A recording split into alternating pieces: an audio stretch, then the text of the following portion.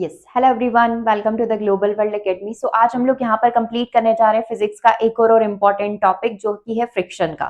ठीक है, घर्षण के बारे में आज हम लोग यहाँ पर डिस्कस करेंगे। घर्षण क्या है, कितने प्रकार का होता है, क्या डिफरेंस होता है, किस तरीके के क्वेश्चंस एग्जाम में पूछे जाते हैं, ये सारी चीजें हम लोग डिस्कस करने वाले। सो सेशन को बिल्कुल लास्ट तक देखिएगा। अगर पॉसिबल है तो नोट्स भी जरूर से बना लीजिएगा ताकि रिविजन करते टाइम आपको पूरी क्लास को फिर से विजिट नहीं करना पड़े। डायरेक्टली आप खुद के सेल्फ स्टडी से भी यहाँ पर प्रिपेयर कर सकते हो। ठीक है, तो एक बार घर्षण की डेफिनेशन देख लेते हैं। याद रखना इंपॉर्टेंट नहीं है, सिर्फ समझना इंपॉर्टेंट है कि घर्षण होता क्या है। तो घर्षण भी अपने आप में एक प्रकार का बल ही है, एक प्रकार का फोर्स ही है। तो घर्षण वह बल होता है जो किसी भी वस्तु की सतह, एक वस्तु की सतह हो गई, जैसे दरवाजे का ये हो गया सतह हो गई जहां से दरवाजा टिका हुआ है, और जिस जमीन पर ये टिका हुआ है, इन दोनों के बीच में जो भी फ्रिक्शन घर्षण यहाँ पर होगा वो अपना फ्रिक्शन कहलाएगा।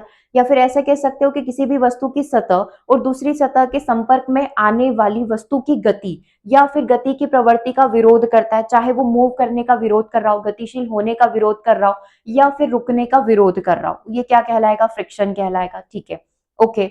अभी अपन को क्या पढ़ना है कि कितने प्रकार के होते हैं। तो ऐसा देखा जाए तो आइडियली फ्रिक्शन को दो भागों में बांटा गया है। एक होता है हमारा स्टैटिक फ्रिक्शन, दैट इज स्थैतिक घर्षण, और दूसरा होता है हमारा काइनेटिक घर्षण यानी कि गतिज घर्षण। ठीक है, नाम आपने सुना ही होगा।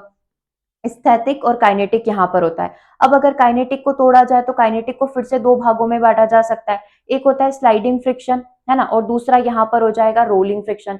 स्लाइडिंग फ्रिक्शन यहाँ पर क्या हो जाएगा? स्लाइडिंग को बेसिकली आप गतिज में ही कंसीडर कर सकते हो। स्लाइडिंग मतलब किसी भी वस्तु को घसीटना, ठीक है, और रोलिंग का मतलब होता है लुढ़काना। ओके, तो सबसे पहले अपन स्टार्ट करते हैं घर्षण के प्रकार में स्टैटिक फ्रिक्शन के बारे में। स्टैटिक फ्रिक्शन क्या हो जाएगा? जो कि वस्तु को चलने से रोकेगा। कोई भी वस्तु मूव करना चाह रही है, लाइक दिस वस्तु ये चाह रही है कि मैं मूव करूं, क्यों? घर्षण की वजह से ये मूव नहीं कर पा रही, अपनी जगह विराम अवस्था में पड़ी हुई है, तो इसे कहा जाएगा स्टैटिक फ्रिक्शन, है ना। वस्तु को चलने से रोकता है, जब यह तब तक कार्य करेगा जब तक कि वस्तु चलना स्टार्ट नहीं कर देती या मूव करना स्टार्ट नहीं कर देती। इसकी जो मैक्सिमम वैल्यू यानी कि जो इसका फॉर्मूला बनेगा वो कैसे निकाला जाएगा?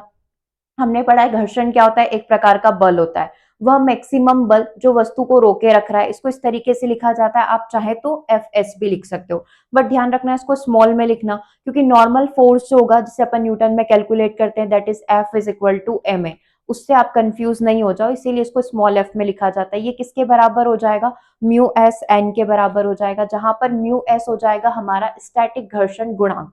ठीक है, स्टैटिक फ्रिक्शन कॉफिशिएंट हो जाएगा, और एन क्या हो जाएगा? अभिलंब हो जाएगा। ठीक है, अगर किसी भी क्वेश्चन में एन की वैल्यू पूछी जाती है या एन को कैसे निकाला जाए, अभिलंब को कैसे निकाला जाए, तो अभिलंब एक प्रकार का बल ही है जो किसके बराबर होगा? मास इनटू ग्रेविटेशनल एक्सेलरेशन के। जैसे बुक है वो हमारी 1 kg की, हमारा नोट से भारी है 1 kg का है, और जी की वैल्यू को आप 9.8 रख दो, तो यहाँ से आपकी अभिलंब की वैल्यू आ गई। घर्षण गुणांक 0.3 दे रखा है कि इस वैल्यू के बाद वस्तु मूव करना स्टार्ट कर देगी, ये 9.8 आपने रखा, तो यहाँ से आपका स्टैटिक फ्रिक्शन कॉफिशिएंट निकल कर आ जाएगा। सेम फॉर्मूला आपका काइनेटिक का भी होगा। तो स्टैटिक समझ में आ गया, वस्तु स्थिर अवस्था में रहना पसंद करेगी।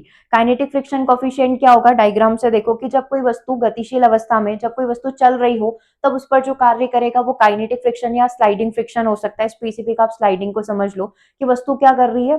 खिसक रही है, ठीक है, घसीटा जा रहा है। हमेशा स्थैतिक घर्षण से ये कम होगा, क्योंकि स्थैतिक घर्षण में जो फ्रिक्शन होगा, घर्षण होगा, वो सबसे ज्यादा होगा, इसीलिए वस्तु क्या कर पा रही है? मूव यहाँ पर नहीं कर पा रही है। ठीक है, स्टैटिक फ्रिक्शन हमेशा ज्यादा होगा किससे? काइनेटिक फ्रिक्शन से। Act when the object is moving, मतलब ये कब कार्य करेगा? जब वस्तु क्या कर रही होगी? मूव कर रही होगी, तो यहाँ से काइनेटिक फ्रिक्शन की जो वैल्यू आ जाएगी, काइनेटिक फ्रिक्शन कॉफिशिएंट इनटू अभिलंब हो जाएगा, एन नॉर्मल हो जाएगा, जिसकी वैल्यू अगेन किसके बराबर हो जाएगी? mg के बराबर यहाँ पर हो जाएगी। ठीक है, दो चीजें क्लियर हो गई, डन यहाँ तक।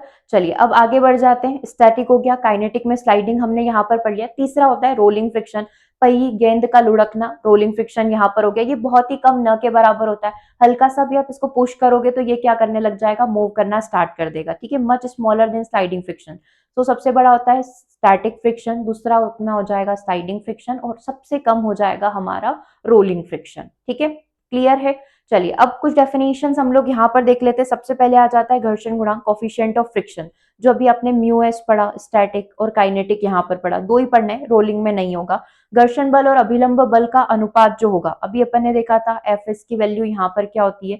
म्यू एस, है ना, म्यू एस मतलब वही अपना घर्षण गुणांक, static friction coefficient into N यहाँ पर हो जाएगा। तो अगर मैं म्यू एस की वैल्यू निकालूंगी तो आप क्या करोगे, F S divide by N ही करोगे। तो घर्षण बल हो गया डिवाइड बाय अभिलंब का जो अनुपात हो गया वो हमारा फ्रिक्शन कॉफिशिएंट हो गया। ठीक है, अब अगर अपन को एंगल दे दिया कि कोई वस्तु इसे रैंप पर रखी हुई है, 30 डिग्री के एंगल से रखी हुई है, तो अगर एंगल दे रखा है तो आप कैसे वैल्यू निकालोगे घर्षण गुणांक की, है ना। म्यू इज इक्वल टू क्या हो जाएगा अपना टेन थीटा हो जाएगा। ठीक है, जिसका मैं आपको एक क्वेश्चन भी दिखाऊंगी कि एक वस्तु 30 डिग्री के एंगल पर रखी हुई है, तो बताइए घर्षण गुणांक कितना होगा, तो 1030 डिग्री हो जाएगा। ये हो गया उसका घर्षण गुणांक। अब आप इस वैल्यू को सॉल्व करके बता सकते हो।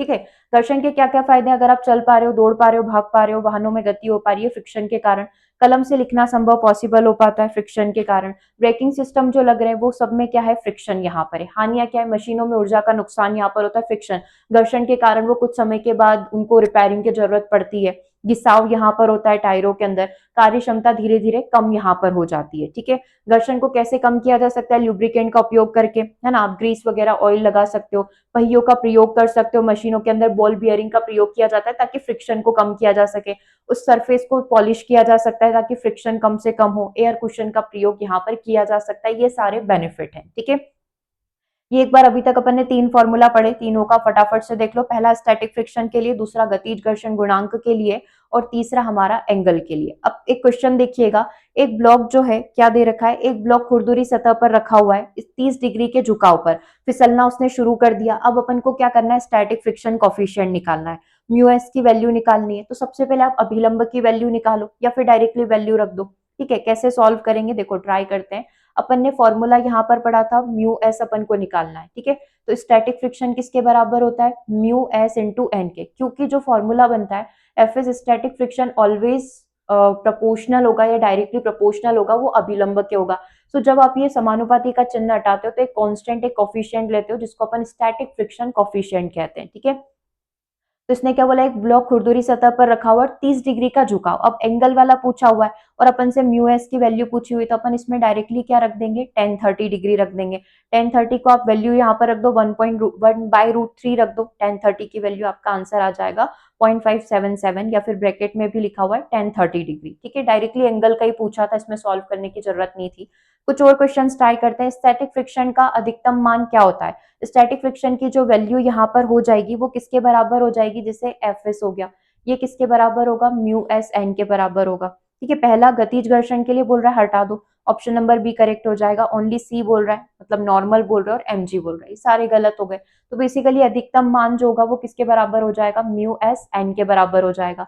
स्थैतिक घर्षण का अधिकतम मान देख लिया, एक न्यूमेरिकल और सॉल्व कर लेते हैं। ये पूरे जितने भी क्वेश्चन अभी आप कर रहे हो, फिजिक्स का एक मैराथन क्लास हुआ था आपका लास्ट नाइट में, है ना, 6 PM पर, उसमें हमने कंप्लीट कर लिए सारी फ्रिक्शन के कोफिशिएंट को, उसका लिंक मैं कमेंट बॉक्स में डाल रही हूँ, वहां जाकर आप सारी क्वेश्चन फ्रिक्शन की, इवन पूरी फिजिक्स जो है आपकी यूनिट, वो हमने कंप्लीट कर ली। एक बार जाकर आप जरूर से विजिट करिएगा।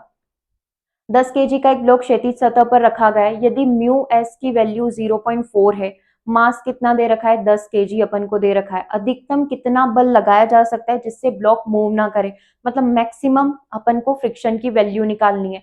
अपन क्या करेंगे, F S is equal to क्या हो जाएगा, म्यू एस इंटू एन हो जाएगा। ठीक है, अपन को क्या करना है, क्या निकालना है, तो अधिकतम बल कितना लगाया जा सकता है, मतलब एफ एस की वैल्यू निकालनी है, सारी वैल्यू न्यूटन में दे रखी है, मतलब यही निकालनी है। ठीक है, म्यू एस कितना दे रखा है, 0.4 दे रखा है, एन की वैल्यू किसके बराबर हो जाएगी, एम जी के बराबर यहाँ पर हो जाएगी। बस इस वैल्यू को पुट कर लो, 0.4, एम की वैल्यू 10 kg है, जी की वैल्यू 9.8 यहाँ पर हो जाएगी। इसको आप सॉल्व कर लो, आपका आंसर निकल कर आ जाएगा। ठीक है, सॉल्व करो इसको, क्या आंसर आ रहा है। ठीक है, 0.4 है, 4/10 आप इसको कर लो, 10 से 10 कैंसिल हो जाएगा, 4 इंटू 9.8 हो जाएगा, 832, 38.2, है ना, 38.2, ये वाली वैल्यू आपका आंसर हो जाएगा, ऑप्शन नंबर डी, है ना। सिर्फ फॉर्मूला रखा और उसमें वैल्यू पुट करिए। गतिज घर्षण बल आपेक्षिक चाल से स्वतंत्र होता है, मतलब इसके ऊपर चाल का कोई फर्क नहीं पड़ता है, तो सही बात है। चाल के अनुक्रमानुपाती, क्योंकि हमने अभी जो फॉर्मूला यहाँ पर देखा था, एफ के इज इक्वल टू म्यू के इंटू एन होता है, इसमें कहीं से कहीं तक चाल, वेलोसिटी, स्पीड किसी की बात नहीं हो रही है, ये गलत हो जाएगा। स्थैतिक घर्षण के बराबर होता है, नहीं, ये कम होता है, हमेशा अधिक होगा, ये भी गलत हो गया। तो अपेक्षिक चाल से स्वतंत्र होना, ये आपका आंसर हो जाएगा, that is an option number 1। ठीक है, एक क्वेश्चन और करो, ये वाला तो अपन आई थिंक कंप्लीट कर ही लिया है, 1030 वाला। ठीक है, ये डिफरेंस आप देख सकते हो, ठीक है, इसका आप स्क्रीनशॉट ले लो, इसमें सारे डिफरेंस बता रखे हैं, स्टैटिक के अंदर, स्लाइडिंग के अंदर और रोलिंग फ्रिक्शन के अंदर। सबसे बड़ा जो फ्रिक्शन होगा वो स्टैटिक फ्रिक्शन होगा, उससे कम आपका स्लाइडिंग यहाँ पर हो जाएगा और सबसे कम हो जाएगा रोलिंग। एग्जाम्पल्स आपको दे रखे हैं, फॉर्मूलाज आपको दे रखे हैं। इसमें वस्तु स्थिर अवस्था में, इसमें स्लाइड होगी और इसमें रोल होगी। ठीक है, वस्तु को चलने से रोकेगा, स्टैटिक फ्रिक्शन हो गया। वस्तु को फिसलने में मदद करेगा, ठीक है, स्लाइडिंग फ्रिक्शन यहाँ पर हो गया, ये स्टैटिक हो गया, स्लाइडिंग हो गया। और लुढ़कने में मदद करेगा, आपका रोलिंग फ्रिक्शन हो जाएगा। ठीक है, तो इस तरीके से ही फ्रिक्शन वाला टॉपिक कंप्लीट होता है। आई होप कि सेशन आपको अच्छा लगा। इसकी अगली क्लास दिन में 2 बजे होगी, उसे भी आप जरूर से ज्वाइन करिएगा। ठीक है, सो सेशन को ओवर करते हैं, मिलेंगे हम लोग अपने नेक्स्ट सेशन में। Thanks for watching.